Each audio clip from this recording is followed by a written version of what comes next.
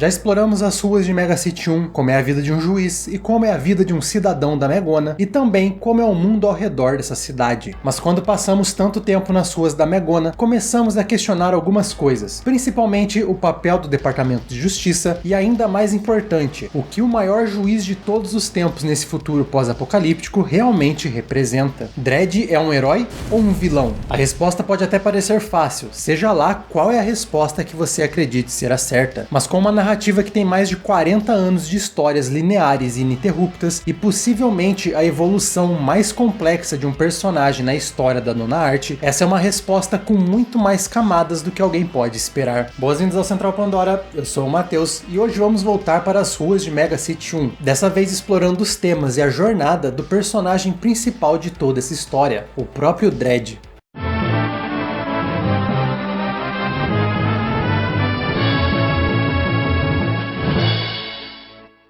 You know what Mega City 1 is, Dredd? It's a fucking meat grinder. People go in one end, and meat comes out the other. All we do is turn the handle.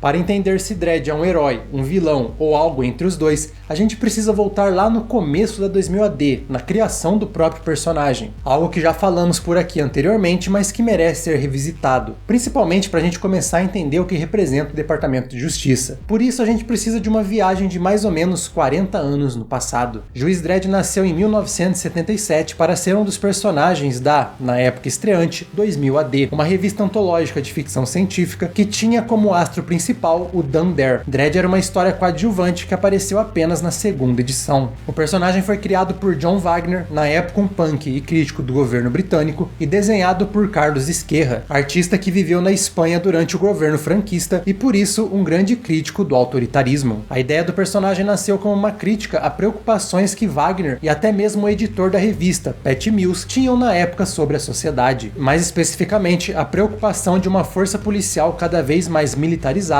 e sumária, e o ciclo de violência que isso gera. Parte disso inspirado pela política de tolerância zero de Nova York. Não é à toa que Mega City 1 era Nova York nas primeiras publicações. Mas honestamente, no começo essa crítica era bem implícita, às vezes tão implícita que chegava a ser inexistente. Enquanto o personagem do Dredd é algo bem definido atualmente e tem sido já há algumas décadas, no começo ele era bem diferente. A primeira história escrita por John Wagner contava com o Dredd executando criminosos já rendidos, uma demonstração clara do extremismo e autoritarismo que Wagner e Ezquerra queriam trazer para o personagem. Mas a história acabou sendo censurada exatamente porque isso tornava ela muito violenta. O resultado final acabou sendo similar, mas bem mais leve. Nesse começo, o Departamento de Justiça não tinha tomado poder, mas sim tinha sido eleito pelo povo. Policiais comuns ainda existiam e a alta taxa de crimes era por causa do tédio, já que ninguém precisava trabalhar nesse futuro e eles acabavam ficando com a cabeça vazia demais. Durante esses primeiros anos da publicação, Dredd tinha um perfil definitivamente mais heróico, similar a histórias em quadrinhos da época. A sátira a um estado autoritário e um personagem que representa a definição do autoritarismo era algo bem implícito. Curiosamente, essa seria exatamente a mesma visão que Alex Garland traria para a adaptação mais recente do personagem no cinema.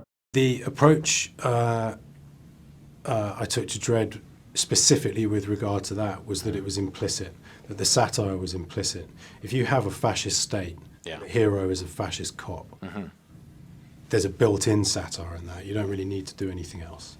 Na primeira grande história da revista, a Saga da Terra Maldita, Dredd é um herói por todas as definições da palavra. Ele praticamente se sacrifica por um bem maior. Tem até mesmo a história em que Dredd salva um gatinho que acabou ficando inteligente por causa de um experimento de um cientista. Ele até mesmo chega a criar a Lei de Dredd, que proíbe experimentos em qualquer animal dentro de Mega City 1, protegendo assim todos os pets e os animais de rua da cidade. Foi apenas na segunda saga, o dia em que a lei morreu, já na virada da década de 70, que a história exploraria de forma direta o fato do Departamento de Justiça ser muito mais insidioso do que antes mostrado, que quando ele decide por iniciar um genocídio, não há nada que possa ser feito, afinal, eles são a lei, a única lei. Não existe nenhum tipo de segundo ou terceiro poder para colocar em xeque as decisões do departamento. Mas claro, Dredd salva o dia ao liderar um grupo de resistência de guerrilheiros para derrubar o louco juiz Cal. A partir daí, a revista incorporaria cada vez mais a ideia de tentar deixar claro que esse é um futuro futuro totalmente distópico, não apenas por causa dos seus mutantes, fenômenos inexplicáveis e holocausto nuclear, mas porque é um futuro onde a democracia morreu e o autoritarismo venceu. E alguns podem até argumentar que o Departamento de Justiça é efetivo contra o crime e que esse seria um ponto positivo desse futuro. E enquanto sim, ele é totalmente efetivo contra o crime,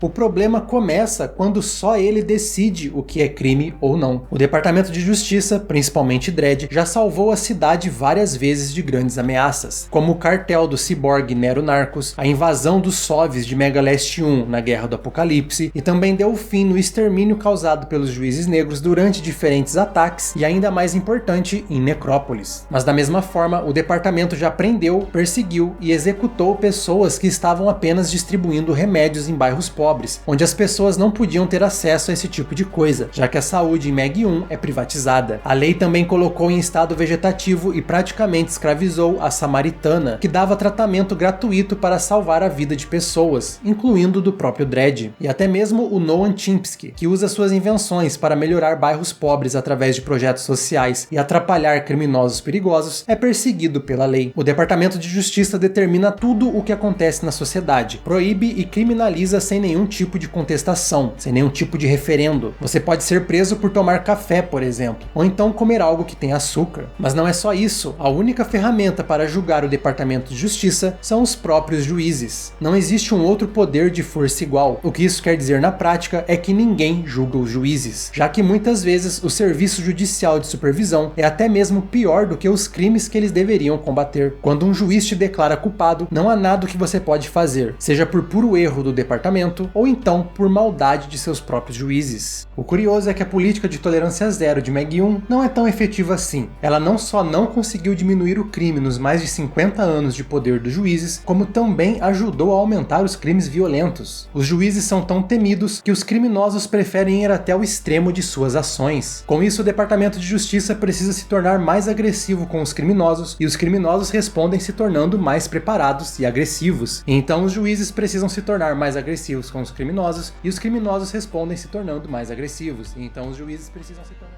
Por definição, nenhum regime pode ser juiz, júri e executor, e não ser considerado um regime fascista. E é exatamente nisso que se encaixa o Departamento de Justiça nas histórias da 2000 AD, um regime que o seu próprio criador disse ter se arrependido de criar. A conclusão sobre o Departamento de Justiça, então, é simples. É um regime autoritário que não dá nenhuma chance de defesa para os cidadãos, e não lidera com o objetivo de melhorar a sociedade, mas sim se manter no poder, seja pela ganância ou então pelo medo do ambiente que essa opressão acabou criando. Mas aí então voltamos para a questão principal. E Dredd, o que ele representa? O velho cara de pedra é não só o maior juiz da cidade, mas também a representação do departamento, a cara, ou melhor, o queixo do sistema judicial do futuro. Então seria ele a personificação da vilania por trás desse sistema? Bom, sim e não. I knew you'd say that. São mais de 40 anos de publicação de Juiz Dredd, e isso representa inúmeros autores e direções que o personagem já teve, e até mesmo muitas interpretações, que ao mesmo tempo não podiam contradizer uma evolução contínua de uma história linear. Eu não li todas as histórias publicadas do Juiz Dredd, apenas o que foi lançado de 1977 a 2002, e depois de 2016 até hoje. E durante todas essas mais de 1000 publicações, algo que é fascinante é a evolução do personagem, que envolve até mesmo uma briga entre escritores. Na segunda metade dos anos 80, existiam dois autores principais em Juiz Dredd, John Wagner, que criou o personagem, e Alan Grant, não do Jurassic Park. Ambos queriam levar o personagem para caminhos totalmente opostos. Wagner queria uma suavização do Dredd, um personagem cada vez mais humano. Já Grant queria que ele se tornasse a caricatura de tudo o que a revista estava criticando. A ideia de Wagner começou a ganhar forma em 1984, com a história Uma Questão de Julgamento, quando Dredd executa um criminoso, que segundo ele mesmo, poderia ter sido facilmente desarmado e preso. Isso fez com que ele começasse a questionar o seu próprio julgamento, se o papel de um juiz deveria realmente ser a de um executor sumário. Ele então decide pedir conselho para Juiz Morph, o juiz que aprovou Dredd na Academia da Lei e a sua maior figura paterna. Morph deu um conselho que Dredd seguiria por anos: trocar o coturno por um um de 2 tamanhos menores. Assim, um incômodo constante faria ele esquecer das suas dúvidas sobre o departamento. Essa é uma história que eu sempre achei fascinante. Dredd está basicamente suprimindo a sua humanidade enquanto está de serviço, porque isso o impediria de ser um bom juiz. Para ser um bom juiz, você não pode ser um bom humano. Essa dúvida ganharia ainda mais força na história Erro de Julgamento. Nela, o personagem foi repreendido por um dos juízes da contabilidade por ter feito algo ilegal, ter usado o dinheiro do Estado para ajudar uma garotinha que precisava de terapia após o transplante de corpo, o que fez ele perder a paciência com o xarope.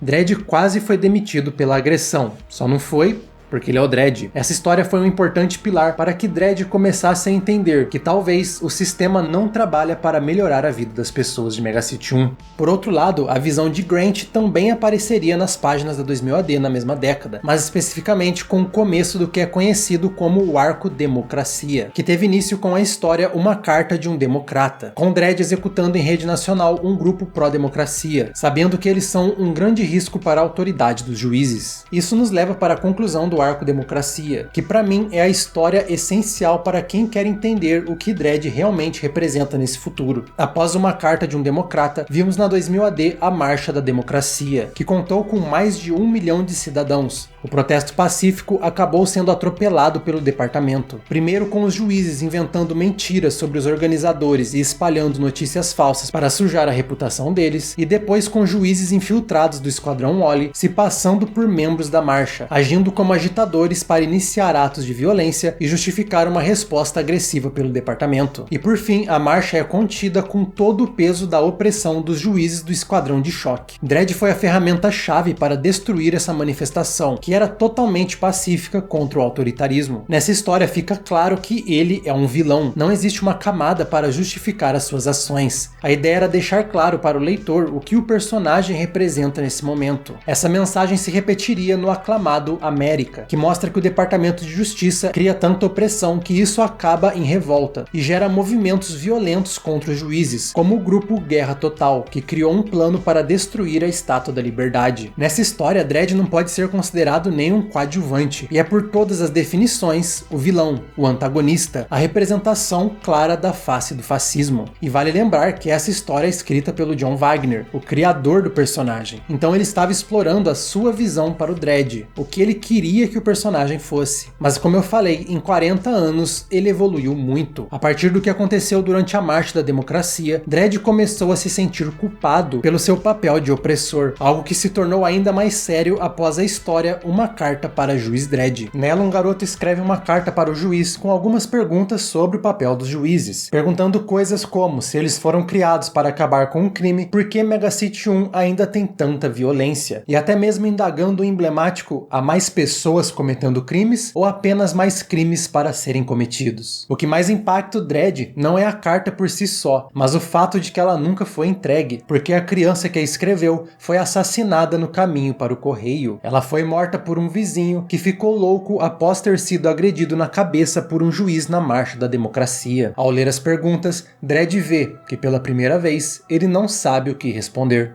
A partir desse momento, nem mesmo as botas apertadas ajudam, com Dredd, ao longo de diferentes histórias, ficando cada vez menos certo do seu apoio ao que o Departamento de Justiça faz. Ele já começa a ver que é um sistema que causa muito mais danos do que ajuda. Isso leva a um ápice de descontentamento, que faz com que ele se solidarize com parte do movimento democrata e, de certo modo, passa a ser até mesmo pró-democracia.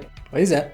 Desiludido com o departamento e o sofrimento que ele próprio causou, e com a chegada de Kraken, um clone mais jovem de Fargo e ex-Judá, Dredd pede demissão, ir para a longa caminhada porque ele não acredita mais na sua causa. No entanto, ele usa os seus últimos momentos como juiz para liberar todos os que foram presos na Marcha Democrática, incluindo os seus organizadores, reconhecendo assim os seus erros antes de ir para a Terra Maldita, onde passará o resto dos seus dias taking law to the lawless until death.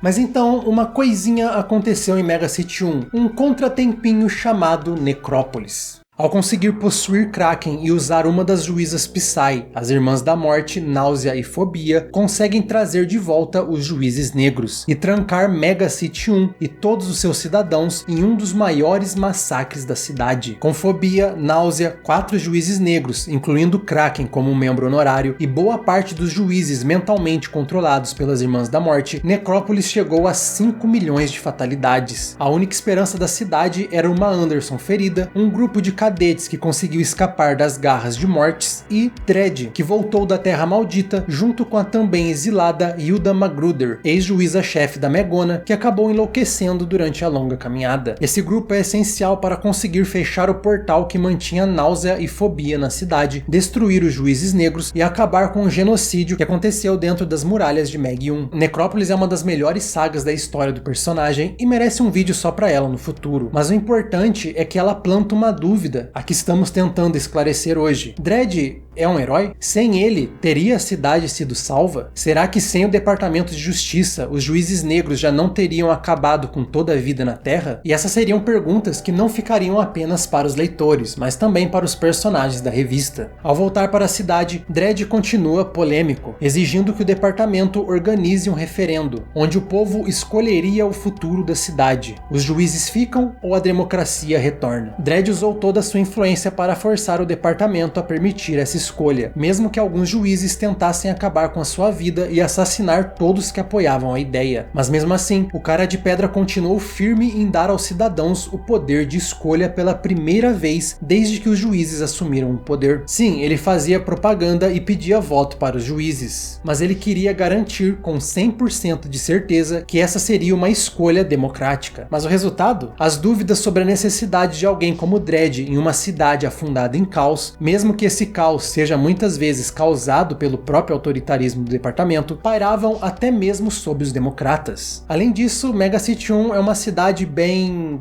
burra e apática. De todos os moradores da cidade, apenas 35% votou. Do total dos votos, 23% votou nulo. Dos votos válidos, 9% para os democratas, 68% para os juízes. Os juízes estavam de volta, dessa vez sem assumir o poder por força, mas por escolha, mesmo que tenha sido a escolha de uma minoria, já que a maioria sentou apática na frente das suas TVs. O arco Democracia é importante para mostrar que Dredd sai de um vilão completo para um anti-herói. Mesmo que no final ele ainda faça parte de um governo autoritário, ele lutou e se arriscou pela democracia. Em sua conclusão, o arco mostra que a apatia é o maior aliado do autoritarismo, que acomodados, dificilmente a população vai fazer algo para mudar o status quo. A democracia dá poder ao povo, mas isso quer dizer que ela também dá muita responsabilidade que poucos querem. Como Dredd conclui após a votação, a democracia não foi feita para o povo, não porque nós dissemos, mas porque eles simplesmente não querem. E isso também levanta uma questão importante sobre a moralidade desse futuro que a gente está discutindo aqui. O que são aqueles que lutam pela democracia de forma violenta? Até onde a causa pode justificar uma ação? Algo que é explorado em algumas histórias do Dredd é justamente alguns grupos pró-democracia que utilizam táticas extremas para tentar derrubar o Departamento de Justiça.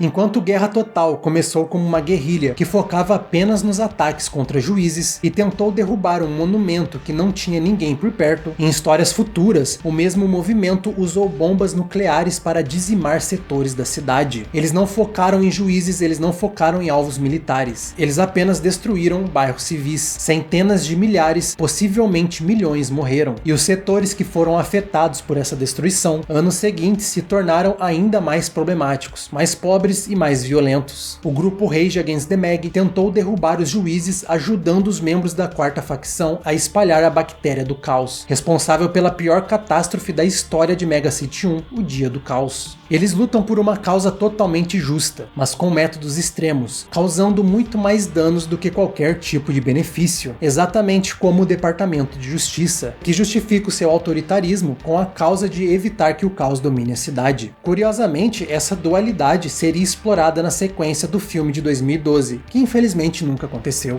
If we ever got a chance to develop this character further, there's a lot you could do to further explore that. You get these pro-democracy terrorists, and they're terrorists. They're not messing around. They'll kill people, but they're pro-democracy, and the guy who's trying to stop them is Dredd.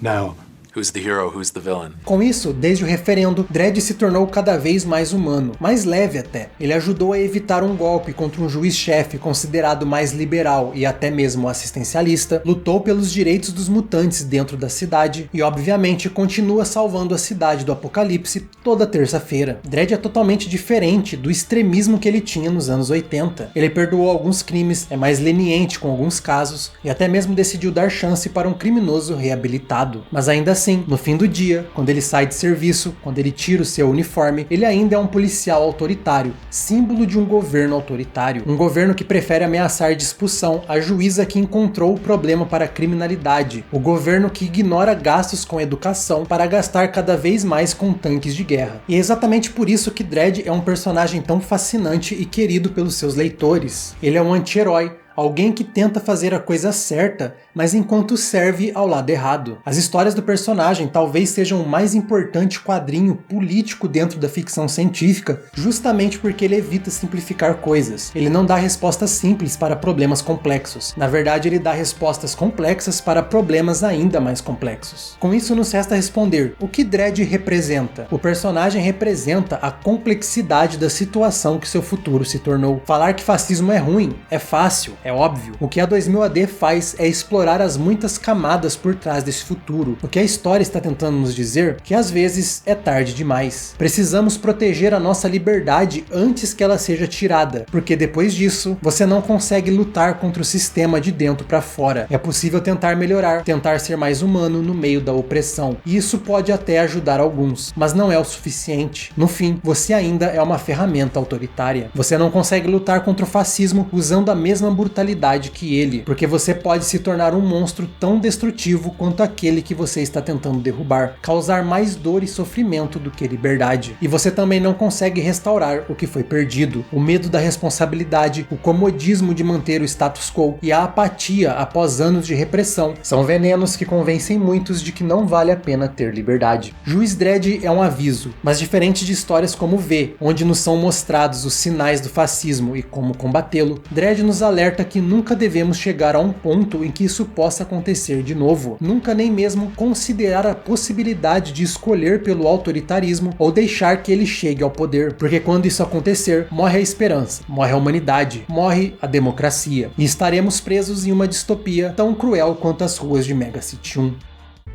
Muito obrigado pela sua presença em mais um vídeo aqui comigo. Eu espero que você tenha gostado dessa jornada para entender um pouquinho mais do que a 2000 AD está tentando dizer com o Dredd. Nos vemos nos próximos vídeos, onde continuaremos nas ruas de Mega City 1 ou então nos muitos universos da ficção científica, trazendo entretenimento de todas as galáxias.